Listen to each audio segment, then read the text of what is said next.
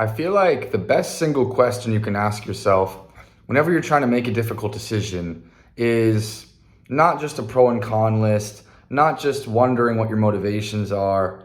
It's to ask yourself, as compared to what? And this is a popular question among economists too, when debating economic policy. It's to ask not what is this course of action in and of itself, but what is it in compared to the other courses we might take and what their results might be. So take it in your own life, and I'll use an extreme example to make the point clear and the power of the question obvious. Let's say you're a young 18-year-old and you live in the middle of nowhere America and you're trying to decide whether or not to join the military. So you could ask yourself, well, what are my other options? If I don't join the military, what will my life be? It will be me staying in this town, maybe working like a retail job, maybe going to community college. But if you don't see a path out of community college, or even if you do see that something good might come of that, but then you'll be trapped in this town for 2 more years among people who are dragging you into bad habits, well, that's an important piece of information if you're modeling one course versus another. So you say not how great will the military be itself, because of course it's going to be difficult, maybe depressing at points, physically painful, etc., etc. But the point is not the military as compared to some possible perfect life you might magically have, because you won't. It's compared to the other path that you will naturally take if you don't make this extreme decision.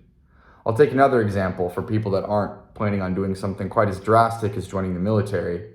If you plan to start a business, you shouldn't ask just what will happen if this business fails, what will happen if this business succeeds, but wonder what will your life be compared to both of those. So if you don't start this business and continue to work at your job for the next 5 years, what will you be then? What kind of person will you have been and become versus the kind of person you will have become if you succeeded versus if you failed? And I think most people would be surprised that we're able to think these things out. We're able to visualize these outcomes and know how we might change for the better or for the worse based on the decisions we make.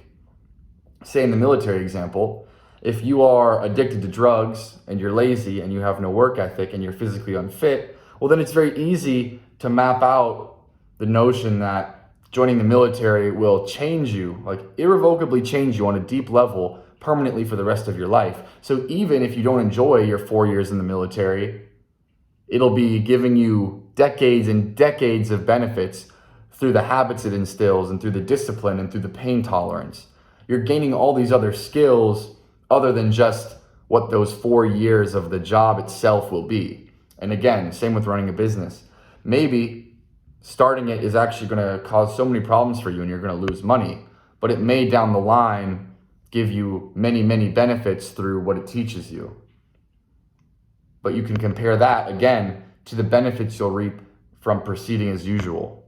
And that's, I think, the reason that most of the time, if your friend asks you, should I do this, should I do that, you want to say yes, unless they're asking should I drive my car 100 miles per hour down a suburban street? Or should I go wander into the woods in winter? Unless they're saying something that's completely insane, I think the tendency is to say yes, join that club, take that job, take that opportunity.